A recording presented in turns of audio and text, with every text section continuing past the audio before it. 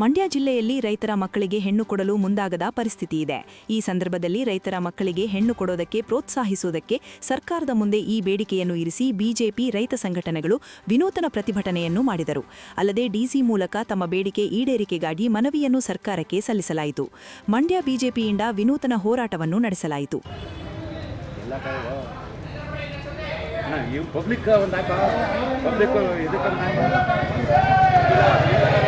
ಅವಿವಾಹಿತ ರೈತ ಯುವಕರ ಪರ ಮಂಡ್ಯ ಬಿಜೆಪಿ ಟೀಂ ನಿಂತಿತು. ಮಂಡ್ಯ ಡಿಸಿ ಕಚೇರಿ ಬಳಿ ಬಿಜೆಪಿ ಕಾರ್ಯಕರ್ತರಿಂದ ವಿಭಿನ್ನ ಪ್ರತಿಭಟನೆ ನಡೆಸಲಾಯಿತು. ಹೆಣ್ಣು ಸಿಗದ ಯುವಕರಿಂದ ಮಠಕ್ಕೆ ಬೇಡಿಕೆ ಇಟ್ಟ ಹಿನ್ನೆಲೆಯಲ್ಲಿ ರಾಜ್ಯ ಸರ್ಕಾರದ ವಿರುದ್ಧ ಬಿಜೆಪಿ ವ್ಯಂಗ್ಯ ಮಾಡಿತು. ರೈತ ಮಕ್ಕಳ ಪರ ಬಿಜೆಪಿಯಿಂದ ರಾಜ್ಯ ಸರ್ಕಾರಕ್ಕೆ ವಿಶೇಷ ಮನವಿ ಮಾಡಲಾಯಿತು.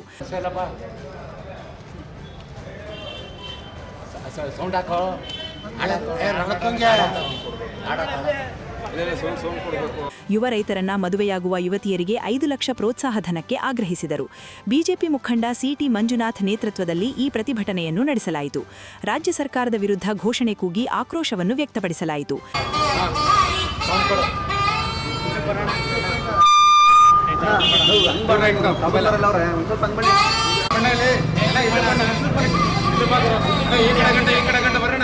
ರೈತರ ಮಕ್ಕಳಿಗೆ ಹೆಣ್ಣು ಸಿಗದೆ ಕಂಗಲಾಗಿದ್ದಾರೆ. ಮಠ ಕಟ್ಟಿಸಿಕೊಡಿ ಎಂದು ಮನವಿ ಕೂಡ ಮಾಡಿದ್ದಾರೆ. ರಾಜ್ಯ ಸರ್ಕಾರ ಗ್ಯಾರಂಟಿ ಕೊಟ್ಟಾಗೆ ರೈತರ ಮಕ್ಕಳ ಮದುವೆಯಾಗುವ ಯುವತಿಯರಿಗೆ 5 ಲಕ್ಷ ಪ್ರೋತ್ಸಾಹ ಧನ ಕೊಡಬೇಕು. ಶಾದಿ ಭಾಗ್ಯದ ರೀತಿ ರೈತನ ಮಕ್ಕಳ ಜೀವನಕ್ಕೆ ಆಸರೆಯಾಗುವಂತೆ ಆಗ್ರಹಿಸಿದರು. ಡಿಸಿ ಮೂಲಕ ರಾಜ್ಯ ಸರ್ಕಾರಕ್ಕೆ ಮನವಿ ಸಲ್ಲಿಕೆ ಮಾಡಲಾಯಿತು. ಇವತ್ತು ರೈತರ ಬದುಕು ಬಹಳ ದುಸ್ಥಿರವಾಗಿದೆ. ಅನ್ನತೋ ಪ್ರಾಣತೋ ಪರಾಕ್ರಮ ಅಂತ ಹೇಳ್ತಾರೆ. ರೈತ ಈ ದೇಶದ ಬೆನ್ನೆಲುಬು ಅಂತ ಹೇಳ್ತಾರೆ. ಆದರೆ ರೈತರ ಬದುಕು ಇವತ್ತು ಮೂರಾಬಟ್ಟೆ ಆಗಿದೆ.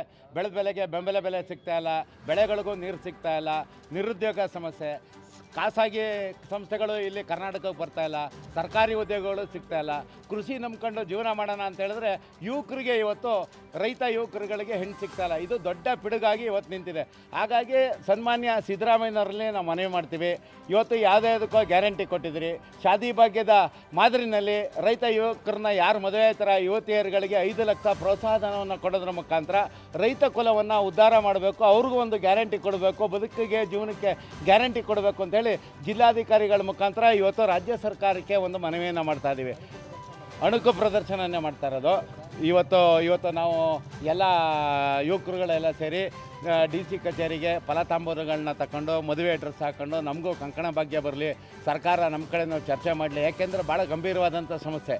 ಈಗ ಬದುಕಿದ್ರೆ ಯಾಕೆಂತಂದರೆ ಈಗ ಸರ್ಕಾರಿ ಕೆಲಸನೇ ಕೇಳ್ತಾರೆ, ಇಲ್ಲ ಉದ್ಯೋಗ ಮಾಡೋಕ್ಕೂ ಒಂದು ಆಧಾರ ಇಲ್ಲ, ಬೆಳೆಗಳು ಬೆಳೆಯೋಕ್ಕೂ ಬೆಂಬಲ ಬೆಲೆಗಳಿಲ್ಲ, ನೀರಿಲ್ಲ, ಮತ್ತು ಪ್ರೋತ್ಸಾಹ ಬೆಂಬಲ ಬೆಲೆಗಳಿಲ್ಲ.